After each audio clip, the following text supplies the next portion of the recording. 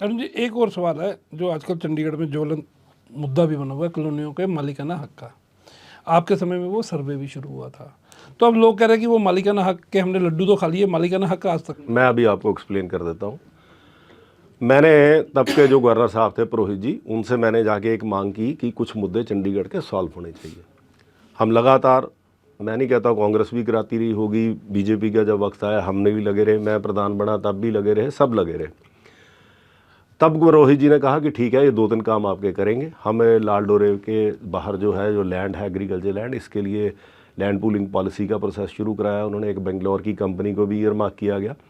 ये जो है आपका नीड बेस्ड चेंजेस का भी अब आ गया, आपके सामने एक पॉलिसी आ रही है, वो भी उस वक्त मैंने वो करवाया था। तीसरा मैंने सर्वे करवाया था, डीसी ऑफिस ने सर्वे किया पहली बार। एक आपको याद होगा किरण खेर जी ने भी एक बार घोषणा की थी कि मालिकाना हक दिया, उन्होंने तो आपके में दुबे जी को लेटर भी पकड़ा दिया। अब उसमें क्या दिक्कत आई थी, मैं आपको थोड़ा सा खोल के बता देता हूँ। जब वो बात आई कि ये पॉलिसी इसकी बनाई जाए, वही सर्वे भी नहीं हुआ था, उस वक्त ऑफिसर्स ने कहा, चंडीगढ़ एडमिनिस्ट्रेशन ने, कि अगर आपको ये मालिकाना हक हमें ट्रांसफ़र करना है तो जितनी भी वायलेशन और इंक्रोचमेंट है वो हटानी पड़ेंगी। तो सारे स्टेक होल्डर्स पीछे हटे थे कि जब सब में बहुत बड़ी बड़ी वायलेशन है, नहीं होगी। इस बार मैंने गवर्नर साहब से जब ये सर्वे की मांग की थी, उस वक्त साथ में मैंने एक उनको पहले उनके संज्ञान में लाया कि आपने पहले कर चुके हो, आप जो जितने भी हाउसिंग बोर्ड के फ्लैट्स हैं, पहले उसकी जो अगर कोई वायलेशन है तो वो ट्रांसफ़र नहीं होता था उस मालिकाना हक। मैं बेच नहीं सकता था। मान लो मैंने अपना मकान शर्मा जी को बेचना है, अब ये क्या है कि मेरे मकान में वायलेशन है, मैं इनको शर्मा जी को बेच रहा हूँ, तो हाउसिंग बोर्ड ट्रांसफ़र कर रहा है लेकिन रेगुलराइज नहीं कर रहा वायलेशंस को, वो as it is with violations है। तो यही कंडीशन इन पे लगाई जाए। तो गवर्नर साहब ने कहा बिल्कुल ठीक है, अगर वो हाउसिंग बोर्ड वालों पे किया जा सकता है तो ये वालों पे भी किया जा सकता है। जब ये सर्वे हो गया, अब सर्वे में एक प्रपोजल आया, 4 ऑफिसर्स ने, रिपोर्ट आप ही के अखबार ने एक खबर दी थी, उसमें मैं समझता हूँ इस चीज़ में एक सबसे बड़ी जो चीज़ अचीव हुई है वो आप ध्यान कीजिए, उसको अंडरलाइन कीजिए। उन्होंने ज़रूर कहा कि उस वक्त हमें लाइसेंस दिए थे तो इनका अधिकार नहीं हो गया, तो आज भी हम इनको जो है जितने भी जो लीगल हीयर्स हैं उनको भी एज ए लाइसेंसी देने की रिकमेंडेशन दी। और जिन्होंने खरीदा है, जो कहीं पे आज तक स्टैंड नहीं करते थे, जिन पे तलवार लटकी थी, 70 से 90% ऐसे हैं जो खरीदार हैं, उनको प्रशासन ने मान लिया कि कोई ना कोई उनका राइट है, चाहे वो अभी लाइसेंसी की रिकमेंडेशन है।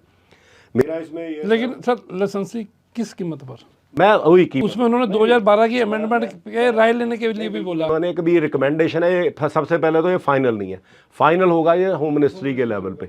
अब मेरा इसमें लॉजिक जो है, एक स्कीम आई थी जो आपने मरला हाउसेस हैं उनको लीज होल्ड से फ्री होल्ड की। मेरे फादर ने, हमारी भी, हमने 86 में, ये 76 में मेरे फादर ने ये कोठी खरीदी थी लीज होल्ड पे, 99 ईयर्स की लीज पे हर साल लीज देते थे। सरकार ने एक स्कीम लाई, मेरे फादर ने वो ट्रांसफ़र करा के फ्री होल्ड करा। कौन सी सरकार? किसी की भी सरकार, मैं आगे आप पे आता हूँ ना। हम जो आपकी सरकार, अपना क्या बोलते हैं उसको, वो कर लिया। अब उसी बेसिस पे अगर ये मरला हाउसेस पे जो लोग थोड़े से मिडिल क्लास के लोग हैं जो अफोर्ड कर सकते हैं, उनके लिए बाद में अभी ये कह रहे हैं हमने वो कर दिया, तो इन्होंने किया, उसके बाद रेट इतने बढ़ा दिए कि अब वो कर नहीं सकते। तो हमने उस वक्त करा ली, नहीं आपको लगता है 14 के हज़ार, जिस वक्त बनाया उससे 6 महीने बाद ही बढ़ गए थे, उसके बाद बंद कर दिया लोगों ने। उसी बेसिस पे ये जो पुनर्वास की कॉलोनियाँ गरीब लोगों के लिए कॉलोनियाँ थी, तो उनको मैं समझता हूँ कि फ्री होल्ड देना चाहिए। एक तो पहले जो लीज या लाइसेंस या जो भी है वो फीस खत्म हो जाएगी।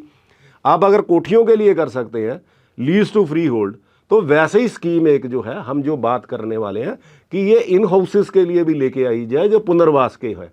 तो और बाकी आपने कहा, अगर ये चीज़ उस वक्त भी जो कोठी का मरला हाउस का आपका ट्रांसफ़र का leasehold to freehold हुआ, अफोर्डेबल था, शायद 1 लाख समथिंग दिया, हम अफोर्ड कर सकते थे। आज वो 20 लाख से ऊपर है, नहीं अफोर्ड कर सकते।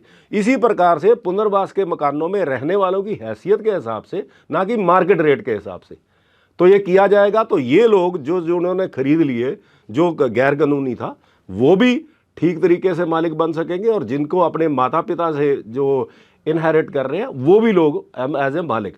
तो एक रिकमेंडेशंस आई हैं, इस पे मैं कल ही डीसी ऑफिस से जाके उनसे मिलने भी वाला हूँ। ये सारे जो कॉलोनी वाले हैं उनको साथ लेके, तो हम इसको परसू करेंगे, ना कि सिर्फ क्वेश्चन पूछ के कि आपके पास कंसिडरेशन, आप ये इसके बारे में क्या कर रही है भारत सरकार। भारत सरकार कह रही है कि अभी हमारी कंसिडरेशन में नहीं है। ये कह रहे देखो जी मालिकाना हक नहीं दे रहे हैं, ये प्रचार कर रहे हैं। तो हम इसके लिए प्रयास कर रहे हैं, विद लॉजिक प्रयास कर रहे हैं। सबसे पहले तो बहुत लंबी लंबी बातें की सूद साहब ने, तो उन्होंने ये मान लिया कि जो लड्डू बांटे थे मालिकाना हक के मुद्दे पे वो थोड़ा जल्दबाजी में